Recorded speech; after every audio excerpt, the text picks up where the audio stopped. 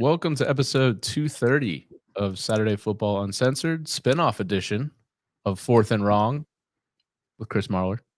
On today's episode, we talk news around college football before we talk to the co-host of the Cover 3 podcast, Bud Elliott of CBS Sports and 247 Sports. You can find this, don't forget to join us for the live show when we do record. Right now, we're going to Mondays at 8:15 Eastern. Go share the show with your friends. I think we're just doing it this one time. Oh, that's fun too. Hit the theme music. Let's do this, Tyler. All right, I'll hit the theme. Let's get this thing started. There's no video clip here now, so. Oh yeah, because I changed all the stuff in StreamYard. And you Yeah, that wasn't even close. I don't think.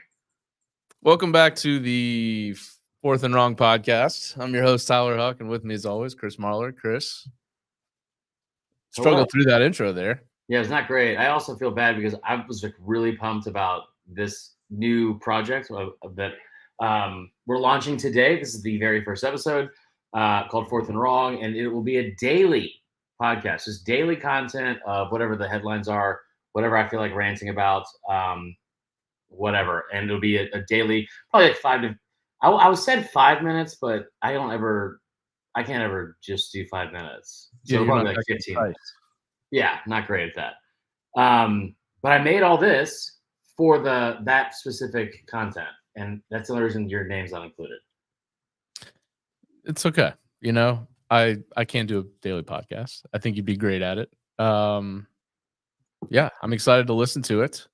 So we figured we'd kick it off together before you take over the reins daily. Yeah.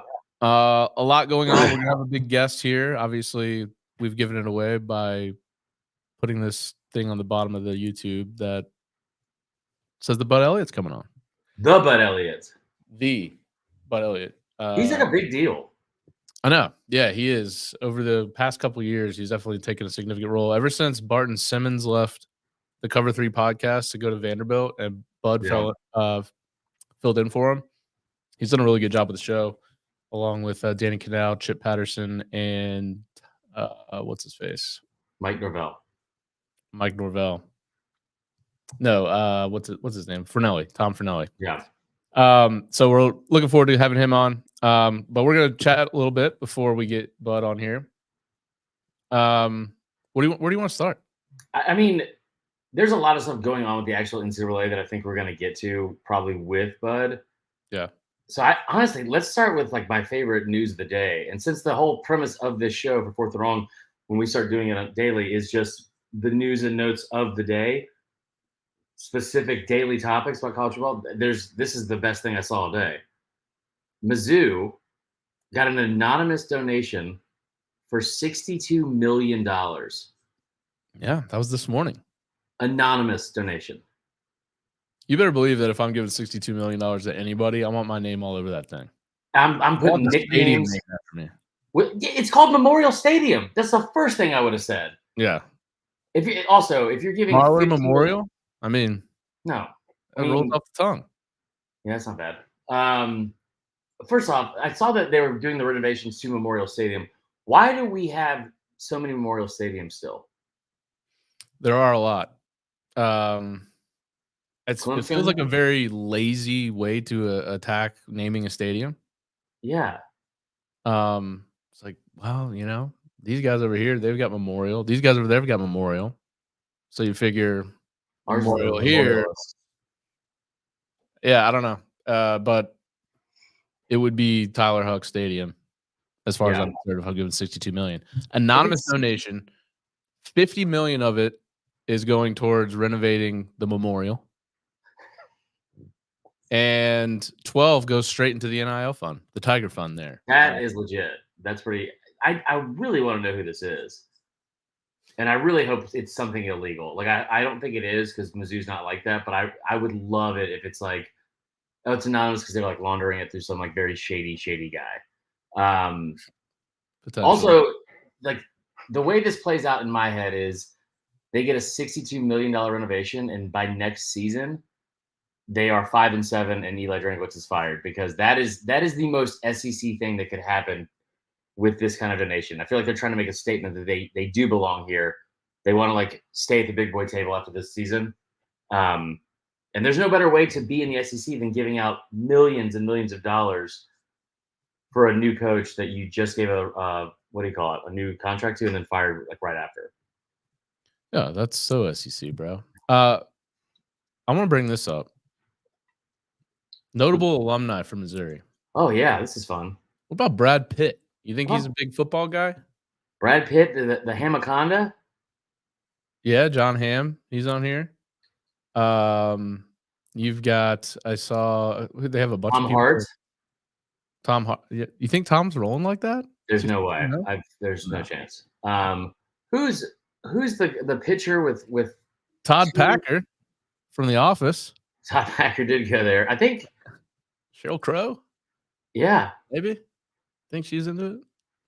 she I might be don't the know. richest out of all of them, besides maybe Brad Pitt. They got a bunch of academics. I don't think they're given to football. I don't know. Tom Berenger, guy from Major League. This is keep reading. This is like my favorite thing. There's a bunch of like it's a great journalism school. So there's a bunch of old school people from ESPN. John Anderson, very generic name. I now wish we didn't bring up. Is that wait? Who is that?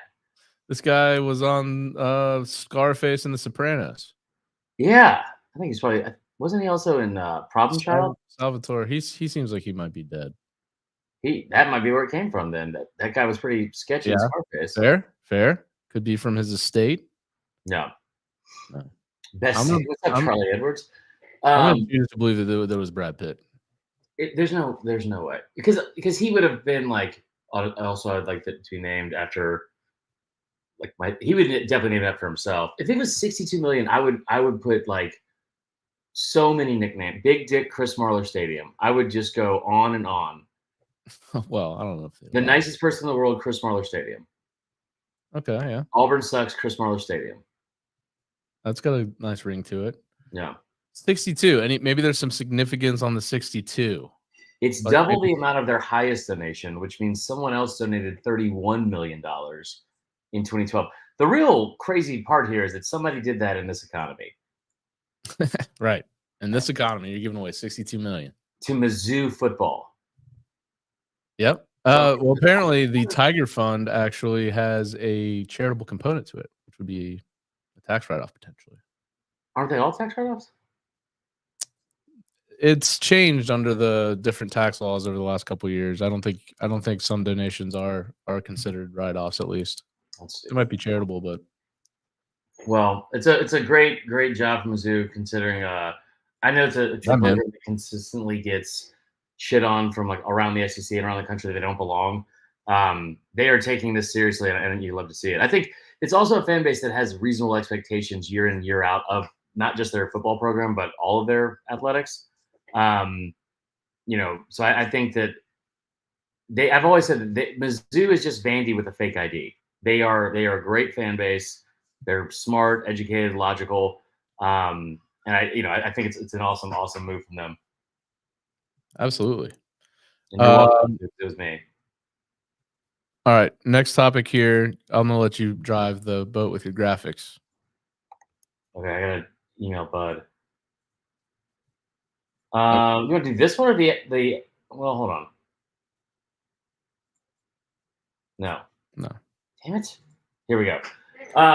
So on Friday, little just like I guess Friday news dump, the SEC and Big Ten announced a partnership where they are going to. It's not a coalition. It's not that fancy. But they are going to have an advisory board, basically, that's going to look into how they can better the experience for student athletes and fix some of the constant issues and plenty of issues that are around college sports, especially with NIL. Now, this was like a nice way of saying, like, if the NCAA doesn't get their shit together, which we all know they're not going to, this is, I feel like, the first step in we're moving on. We have 34 programs that are all elite for the most part in terms of like, as like, well-known Power 5 programs and seemingly good at least at one sport. 34 programs and you're already the two strongest conferences year in, year out. You make the most money, you have the biggest TV deals. If you don't get your shit together and make a I wouldn't say an even playing field. I think this is partially going to be like leveraged into, hey, like the shit with the playoff, the 6 automatic bids and then 6 other like teams, it's not going to fly. There's no chance that Liberty's going to get in over fucking, you know, LSU because they finished 4th, even though they went 9-3 in the SEC. I can't tell if it's good, bad, or somewhere in between. I don't know if it's strictly for the actual betterment of the student athlete, but that's what the entire mission statement is from the NCAA, and they haven't done that in quite some time. It seems like at some point this just seems like maybe the very beginnings of, and I'd love to get Bud's input because he's going to know a lot more than us. But it seems like the first stages of just creating this super conference that we've been talking about since basically the Texas Oklahoma news dropped. Yeah, And we were like, this is setting up to be just too massive, like the NFL has the AFC and the NFC. right. To me, this is probably the start of that. And I'm interested to hear from Bud, if he thinks this means this is like more consolidation, Yeah, right? Where, you're going to start to see the Florida States, the Clemsons, maybe the Miamis, the different top tier teams from these conferences that are going to get left behind, unfortunately, put them into these conferences. I mean, it seems like that's where this is headed, and this may be the step one of that. right. It's, I don't know whether to consider this like a significant move or not right now. Yeah, I think like depending on who you ask, like Josh Pate was not sold that it was a like some massive, massive, underlying reason and statement. Um, I think it's just one of those things where it's like we've been expecting it for so long, so you kind of just assume at this point maybe that this is the first step. I think for me, it's like the it shouldn't be a surprise necessarily, but if you think 4 years ago, if you would have said the SEC and the Big Ten were partnering together for the betterment of college athletics, would have called you crazy because like that they couldn't have been further apart 4 years ago. Right. I think there's a lot of self awareness and understanding of what the value they hold is as conferences, as like, institutions, like a part of those conferences. And it just feels like it's a matter of time to be like we every time the NCAA does anything, every time they pop their head out of like whatever fucking hibernation they've been in, like and not doing anything, they just embarrass themselves even more. And I will never feel bad for the NCAA, but I No. will say that like you saw them get shoved into a locker a couple of times this week with Tennessee suing the state of Tennessee suing them, and then also this. It's like the first time they feel like they've actually tried to do their job in quite some time. Yeah. But of course, they just went about it in like the It's worst just them way. responding to trying to defend themselves. Right. Right. Yeah. Yeah. I'm interested to hear from Bud too, is all this recent action. It seems like it started with Florida State a couple weeks ago. Now it's been Florida, it's been Tennessee, it's been, I think, a couple other schools. They're just going one by one and trying to knock these programs for these rules that were like may or may not have been in place. Nobody really knew what was going on. Right. It was years ago. Um, And they're also different than the rules now. right. I'm just trying to figure out, like, is this like the NCAA trying to take their last stand? Mix that in with the SEC and Big Ten news that they're kind of like, hey, we're gonna talk over here while you're like over in the corner, like doing this stupid little shit with NIL Right. about the future of the two most powerful entities in college. It's not you, NCAA. It's No. us. Oh yeah, and that's like it kind of worries me a little bit because I hope that whoever is going to be in charge and be like the leader of this sport, whether it's a person or if it's multiple people or whatever, it's been a very flawed, like a lovable flawed. It's like what's that quote from Yumi and Dupree? It's like it's a lovable fuck up. That's college football. Like it is such a flawed system, and it has been forever. And it's like the more that we've tried to not I don't say fix it, but like do some of the things that we thought like, hey, why haven't they done this before? Like, why isn't there a playoff? Why aren't these kids paid? The people that have been in charge for so long are just every single time you kind of like, look behind that curtain, they get more and more inept. And I think that we all just kind of realize like, I don't know how they held power for that long, like at all. Like it's mind blowing to me. Well, the problem is there's no other replacement. Yeah. You know? So who do you go to try to govern a sport that has the NCAA is the only thing until now? I think seems like there's some steps being taken to potentially change that. I like the committee because I feel like they did such a good job being fair and objective and balanced last That's year what with you're like doing. the Final Four in the playoff, and I thought they got the 4 deserving teams in. So I would No, love no, to no. It see was it. the best. It wasn't the most deserving. It was the best. Yeah. Yeah. That's gonna be our intro for this next man. Damn it, Tyler, how do we do this? Oh Jesus! Perfect timing. Hello, Bud. What you- Why'd you kick him out? There we go. There you go. What's going on, Yeah. guys? What's going on, bud? Not much, man. Just so you guys got the StreamYard premium paid for, so we can Look at these graphics, by the way. look at that. Who's this guy? That is me and Pate. Yeah, dude, Pate is jacked. Yeah. Like Yes, he really is. jacked. He's like, I feel like he came out of the womb like that. Like he had hamstrings at birth. But He works anyway, legs though. Like it's not all upper body. He does do legs. I'll give him credit. hate that.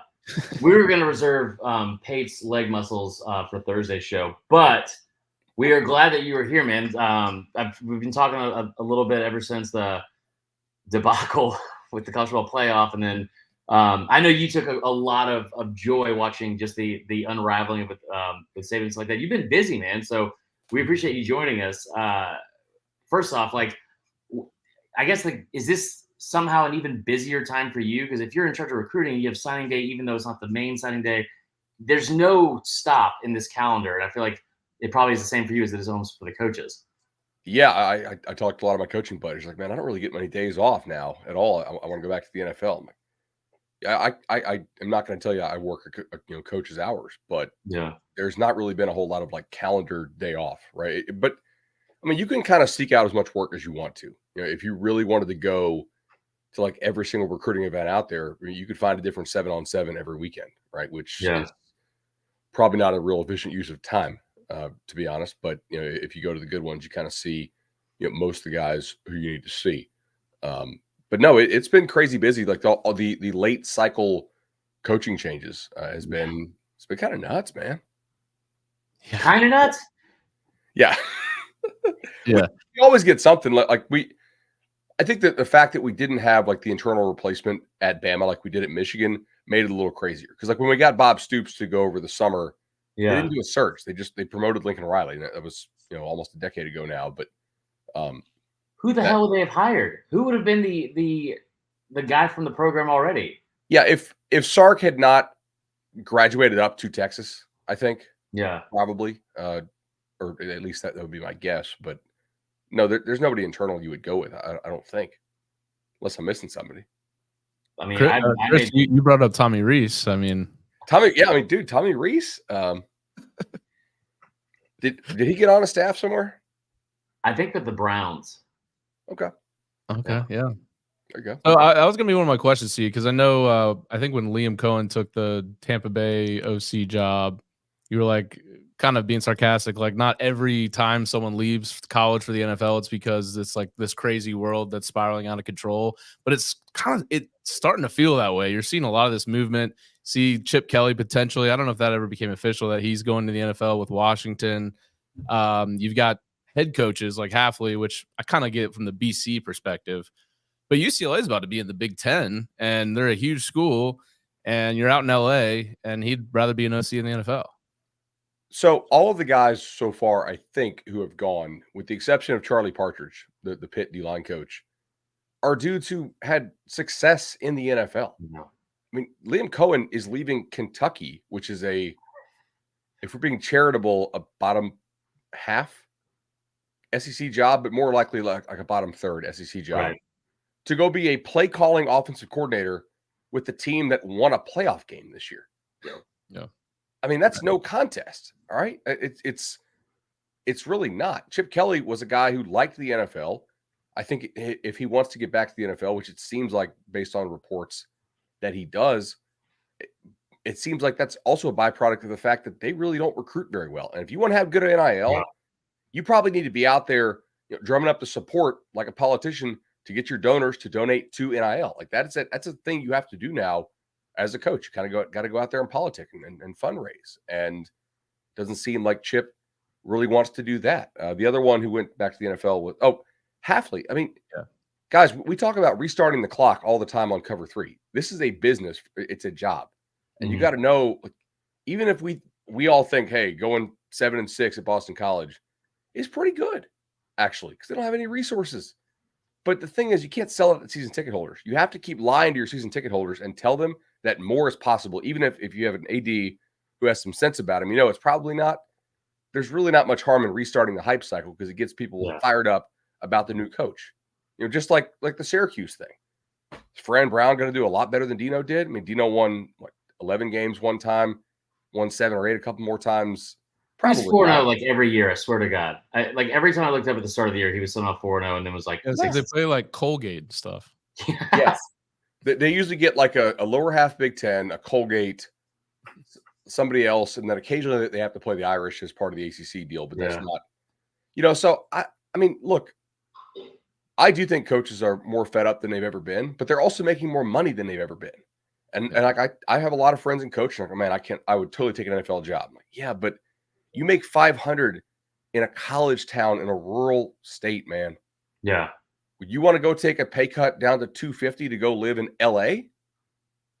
You going to sell it to your wife? Really? Like, that's a dramatic change of lifestyle. Or good luck commuting 2 hours into work. If it was like Starkville to LA, I feel like that would be a pretty easy sell. But I mean, you're not wrong. That dollar will go a long way in some of these smaller towns. I mean, like the thing is too is like we say this all the time on here. No one's going to feel bad for millionaires ever. No one's going to ever feel bad for these coaches strictly because they make enough money. So it's almost like they're not afforded to have an opinion on stuff. We saw it a lot last year in the summer with anything that Saban said, anything that Kiffin said, where it was like, okay, well, they just like their intentions were always presumed to be like way worse than what they were. And I think that's part of it, like that goes into it. I think that played a much bigger part in Saban retiring than I wanted to admit for most of like the time those rumors were happening in the fall. But I mean, they're not doing anything currently to incentivize them staying long term. Like unless you're at a place like Georgia with Kirby Smart, or if you're like you said, Fran Brown is like a first time coach, and you have like all this excitement going on, and you can build your own thing. That's a little bit different. But like Chip Kelly is out in LA with almost zero support, playing in the best stadium, in my opinion, and seen in all of college football. It's half full at most. That donor base and alumni base is more extensive than almost anything in the country. And he's still just like, all right, well, like that sucks. I think a lot of UCLA fans want him out, though. Yeah. Right. There were a lot of reports before the USC game, and they ended up, they won the bowl game. They played okay. I think Chip, I don't know. You do have to recruit to a certain level, and that takes effort, and you have to want to interact with people. And being a good recruiter is, for the most part, about relationships. You might say it's all NIL, but unless you have like an angel investor billionaire, you're probably going to need to get that NIL money from those relationships that you have with your donors. It's kind of the same deal. Yeah.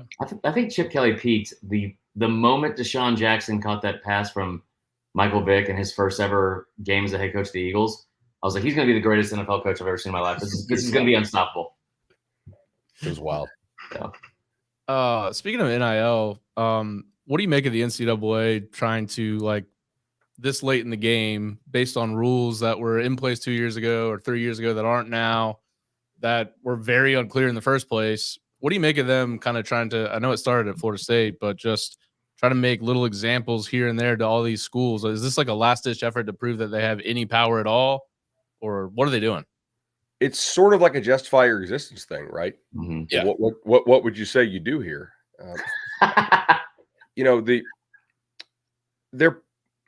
It's pretty clear that what Tennessee's alleged to have done was definitely not legal at the time, but they really were like shifting rules constantly as to what's legal, what's not. Are they going to follow these state laws? Are they not? They're going to defer to the states. Are they telling people to hold off? And like sometimes they were like, hey, these state laws don't count. We preempt that, which is not true because they're not the federal government. But generally think that Tennessee could lose this, and and overall the whole NCAA NIL thing is still screwed. Yeah.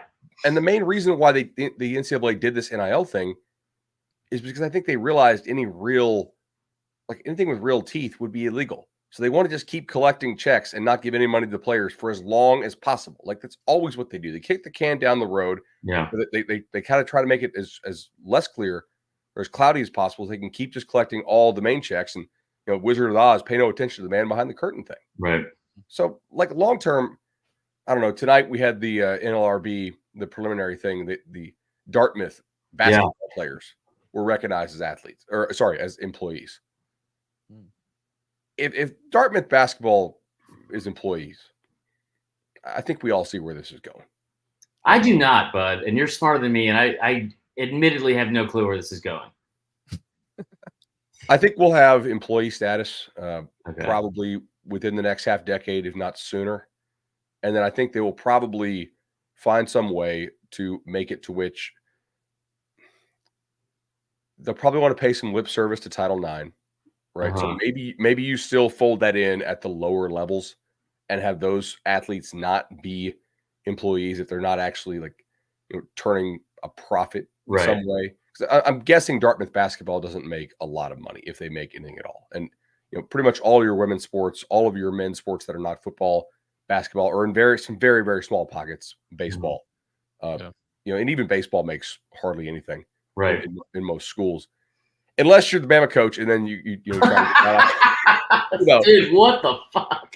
Okay, that was about the dumbest thing I've ever seen. I just real quick on this, the fact that he had his trusted dude, he was like basically doing the shady stuff. Was like, all right, who could I trust to put this payment in? At the very first chance he had, he was like, oh, you know what? Screw it. I'm gonna sell him like just down the road. Look, this is Brad Bohannon. He's like showing the people at the actual sports book, like, just unbelievable. Unbelievable. I mean, not slaying down 15 large on a college base, like a random afternoon baseball game. Cincinnati, Ohio. And also, like the fact they let this guy, do they let him bet $15K just to like make him hang around so they could be like, hello, FBI, please. Dude, and he kept saying to the actual employees, he was like, listen, like it's a surefire bet, it's gonna hit. And it's like, they don't care. Like they're not betting with you. Like, what do you anyway? That was remarkable. I'm pretty sure I can get 15,000 down on that. That was MGM. Yeah, it was at Great American Ballpark. Yeah, probably not. I don't know if I wonder if somebody got fired over letting him get down 15K on a college baseball. Or like the way to do it, honestly, if you're going to walk around with that amount of cash, you probably have maybe $500,000 to play with or something. Mix it in. Like, okay, I want 20,000 on the Lakers. Okay, give me 10,000 on this bullshit. Like, first quarter. Right. There's no quarters in hockey, but like, first period NHL game. Give me 50K on LSU. Go Tigers. I'm an alum. Give me a parlay with all three of those. Yeah, just to kind of mix it in. If you just go up to the counter and be like, and you're carrying a backpack and you're staring at a phone. Yeah, right. That's not. My buddy said hammer, so we're hammering. College baseball, and it wasn't even like it was local. It was in Cincinnati. Anyway, yeah, that was remarkable. And then the fact that like, I just the text that he had where he was like, when I first heard about it, I was like, well, maybe he was betting on his own team, I guess. And he was like, no. And he was also trying to get the bet in before he told the LSU coach. It was like, Jesus, every possible turn that he just was more wrong than before. But anyway, I digress. Okay, so I think there'll be employees. Mm-hmm. My guess here is that they are either employed by the conferences, if they have to do some kind of in run around Title IX, and then that might make them subject to Title VII, which is still a federal law, but it's a little bit easier to get around. Or they will be employed by the schools in the same way that, like, is University of Tennessee Hospital, is that actually run by University of Tennessee, or do they just sort of partner with Tennessee and, license the name? Right. That way, because I do think it's important for, like, people don't really care if these guys go to class, but they do like the feeling it gives them that, hey, these are athletes just like, or students just like we were at the school. Right. I think that part is sort of important to preserve. Yeah. I saw Dan Wolken tweeted, he's like, why don't we just let them just pay them and then they don't have to go to class or anything. They can just play sports. And I'm like, every time you tweet, it makes me yell even louder into the void. Dan Wolken is actually kind of hilarious to hang out with. But I do think his Twitter, I kind of play a game and I'm like, I wonder if there's a Wolken tweet about this. And almost never is there a lack of a Wolken tweet about something. Him and Darren Ravel, man. I just want to see them do like an actual debate of who could be the worst. It'd be awesome. Oh, Ravel blocked me when I called him out for his Jameis autograph nonsense. Oh, I thought you were gonna say MLK. No, this was like 10 years ago. Oh, okay. Do you remember like the Jameis autograph thing that Ravel was trying to drum up, and it was just it didn't go anywhere at all? Well, all right, seamless transition. That Brad Bohannon thing just sent me. All right, so like there's clearly a ton of flaws with college football, right?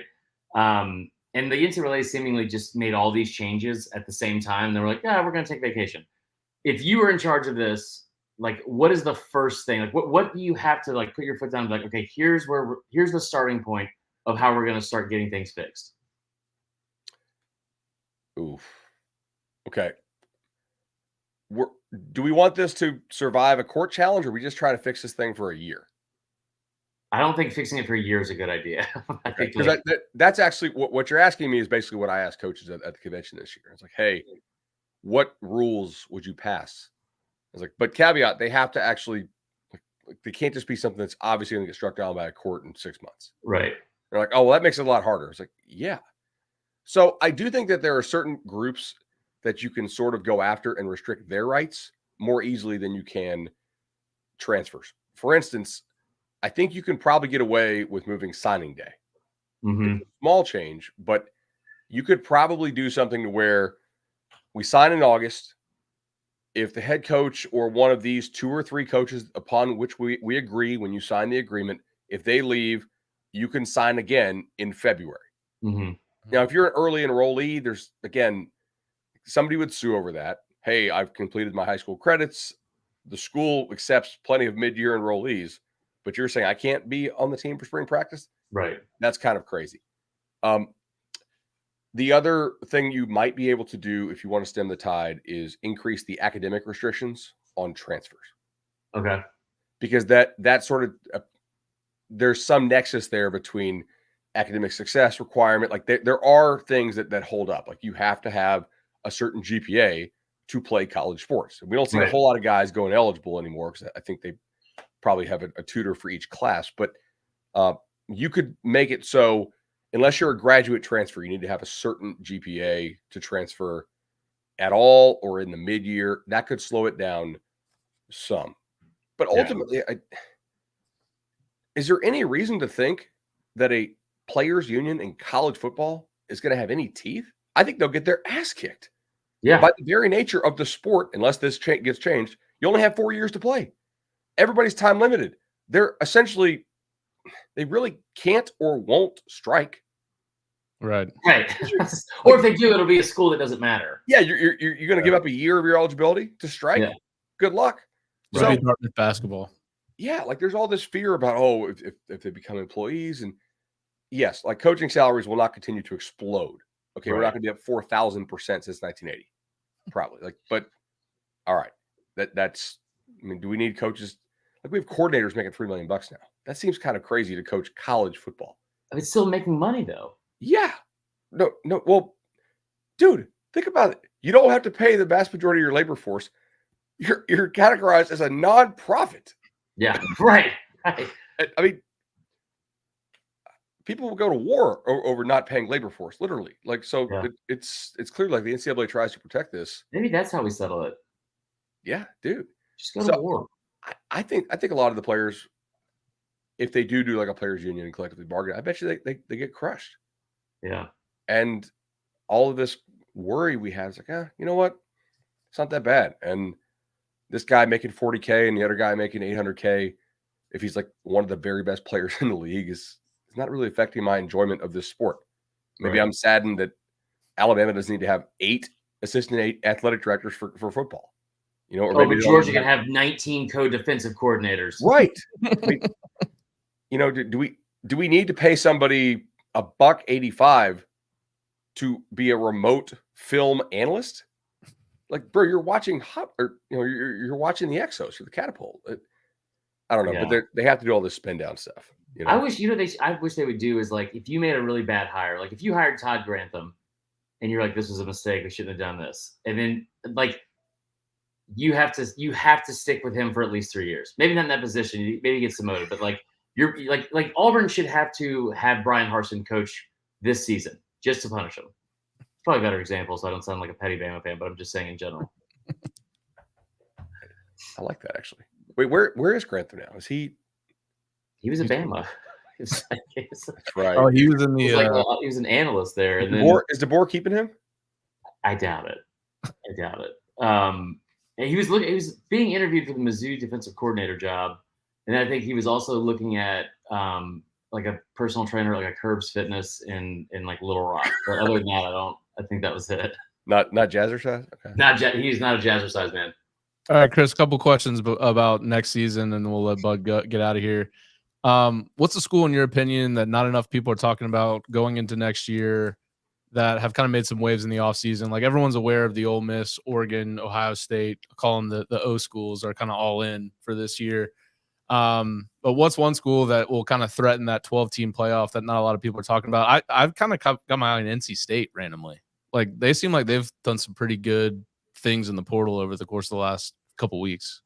Yeah, I agree with you because I think Doran's a really good coach. Yeah. I mean, he's not super flashy, but the guy wins everywhere he goes. He took Northern Illinois to the Orange Bowl. Yeah. Oh, yeah. And like, so I don't know. I've just generally come to trust Dave Doran that his teams are going to just be really physical. And I'm shocked that their strength coach has not been hired away. Like if you watch a lot of AC ball, like NC State's always jacked as hell. Mm-hmm. Okay. Yeah. They're doing something kind of Michigan style there in Raleigh. That's not a bad choice if the quarterback hits, because Armstrong was kind of poor this year.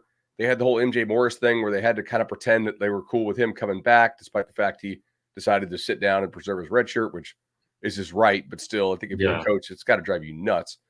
Because they got they got McCall. Yeah. Yeah. So we'll see if McCall can bounce back. I mean, he got smoked in the, I don't know what game that was, but he got like rocked. He really didn't play much the rest of the year. I mean, if Jalen Daniels is healthy, you get Lance Leipold with like a fifth-year quarterback who's actually legitimately really good, and a ton of that team returns. So, and you get Texas and Oklahoma out of the league, right? Yeah, and they have a pretty favorable schedule. I had the Hokies in my too early top 25. I don't think they're going to make the playoff, but they are number one in Conley's returning production metric, and they really their NIL stuff stepped up. Like we joke about the whole retention thing, but like they did keep all the guys they wanted to keep. Right. So that was pretty big. You saw Delane, the corner today, or the safety who committed to Ohio State today. Mm-hmm. Like they have his brother on the team, and he's really good. So they kept him around. I mean, are we underestimating LSU? Because I think Nussmeier can really play. Yeah. But the defense, I'm very like. There's no way it could be worse though. I've been really impressed with how committed and almost consistently active Brian Kelly has been this offseason trying to better that program. I mean, do you like what they've done in the portal? Because I'm not really. It almost says like they trust what they have on the roster. I don't know if you should. That's not great. Because I agree. Because even the guys they had that were like what would worry me for LSU is. You had Mason Smith, and then you had Harold Perkins, and there was somebody else. I feel like on that defense that it wasn't like a name that big, but it was not like just an average player, right? Like you had somebody at like seemingly all three levels. Wingo? Yeah, no, it was it was the transfer from Mizzou. Who was it? Yeah, Mekhi Wingo. Yeah, Mekhi Wingo. But the way that he had the entire offseason after having all this momentum at the end of year one, like you get to the SEC championship game, you beat Bama, you have like a great first year. You have the best player in college football on defense at your disposal. I think that's how talented Harold Perkins was at the end of last year or 2 years ago. And they just every time like they had an opportunity to put him in like in a situation I feel like it's not suited to his actual skill set, they did it. It made no sense. Yeah, Utah is the other one, I think. Utah ending the season at UCF is the weirdest thing I've ever seen. I mean, look, a lot of people from up north come down here in late November, December. So I live in Orlando. Like it's very common. You gotta change your travel times. The Mormons versus Disney adults is going to be a fantastic off the field event. Okay, I was at Animal Kingdom on Saturday because it was my niece's birthday. And I'm not really a Disney person, dude. Disney adults is the thing I was not familiar with. What? Yeah, like from a people watching perspective. Look, it's a free country. You do your own thing. I'm glad you're spending your dollars in my state because we probably get some taxes off that. But it was interesting. Yeah, just a bunch of decaf coffee drinkers out in public for the first time. Just real excited. Oh, yeah. Some of those folks, I think they were outside for the first time. Just the lack of, yeah. Yeah. Well, listen, I'll close with this. I appreciate you coming on. This has been great. I think we each had like 6 questions. I think we didn't ask any of them. So that was good on our part. Last question I have for you. There's been a lot of focus surrounded on FSU, and I wouldn't say it's necessarily negative, but it's not inherently positive just because of all the stuff that happened at the end of last season. I don't know if Danny Cannell, as much as I love him to death, is helping the situation from a PR standpoint. But there's a lot of positives happening in Tallahassee this offseason. What is like how good of a job has Mike Norvell done in the last 2 months, and it's seemingly gone kind of unnoticed? Yeah, I think you're right about that. I go back to the video we shot on Nolecast last year when he got extended, before this, past year's thing. I was like, look, it's a good investment, I think, because the guy has largely won and scored points everywhere he's been. He won at Memphis. They scored a bunch of points. They like the year they didn't win the league, they ran into that awesome Mackenzie Milton team, right? Mm-hmm. So it wasn't like they kind of choked it away like that one of those really good Houston teams did, in the American, a couple of years prior. It was really kind of rough in Tallahassee early, but I think he was dealing with some of the same administrative stuff that Willie Taggart was dealing with behind the scenes, honestly. And it was not like Taggart screwed up plenty of stuff on his own, but I'm not really sure what his ceiling was there with some of the administrative stuff that was going on. So, by the end of year one, they had got a lot of stuff fixed, which was very helpful. And they seem to have really good alignment there. Obviously, their NIL is pretty damn good. It's not Oregon, but again, I don't really know who is, but it's pretty competitive, I would say, with almost any other team, out there. And the guy knows how to coach. He seems like a very high floor coach. So it's absent bad injury stuff. I'd be surprised if they're ever like legitimately bad. And then, how they recruit the high school level, I think will ultimately determine their ceiling. I mean, you can tell me the transfer stuff is great and they've crushed the transfer portal. But like, is Sean Murphy good? I don't know. I watched all his clips. I have PFF Ultimate and Stats Bomb and all that stuff. And I loved what I saw. Right there. But like what I saw was like 25 clips and all of them were in a game state that suggests the opponent is in give up mode and they're just running the ball. Right. And he defended 2 passes. One of them was one of those little bump passes behind the line of scrimmage. So can Sean Murphy read an offense? I don't know. Like if at that point in the game, you're basically playing run because like Middle Tennessee and whatever FCS team they haven't played is not going to drop back and throw the ball. It's always Mercer. Yeah, Mercer. So like there's a lot of questions there I don't know. Right. The answer to, because like I think those guys are good and they got some high upside dudes and they have a really good track record of using the portal, but the portal was tougher this year too. I think the competition was greater because you have a team like Ole Miss going all in like FSU did last year. But you got to be smart enough to kind of understand what's your window and what is not your window. I think in terms of going all in. Sure. Because if you tell your boosters and your donors, yeah, man, we are all in this year. And not that they're not still really committed, because I think desperately want to make the college football playoff this year. If they finish 13th, I'm gonna lose it. Right. Well, if they finish 12th, they won't get in because you're going to one of the spots goes to a G5. Well, yeah, good point. So you got to finish top 11. But I think they'll be. I don't know. I mean, this is a crazy. It's what is it? February? Yeah, it's February. Somewhere between like 7-5 and 12-0. That's too big of a thing. But there's like 7 games absent just absolute calamity of injuries you shouldn't lose, and there's no game on the schedule that you can't win. Right. Florida, Napier's got them boys. Dude, I'm telling you, like that is. You're gonna be coaching in that game, I don't think. I might be coaching them at that point. Have you ever seen a reaction of a fan base so pissed when Jed Fish took Washington? The Florida fans really pissed. Yeah, I don't know. Missed our fish window. Is Scott Strickland going to make it to the summer? Is Florida basketball? Did they get it turned around, or they still kind of floundering? they beat Kentucky. Okay. I don't watch. Ruined a pretty big parlay for me. Is Kentucky good this year? Because Tennessee whomped them.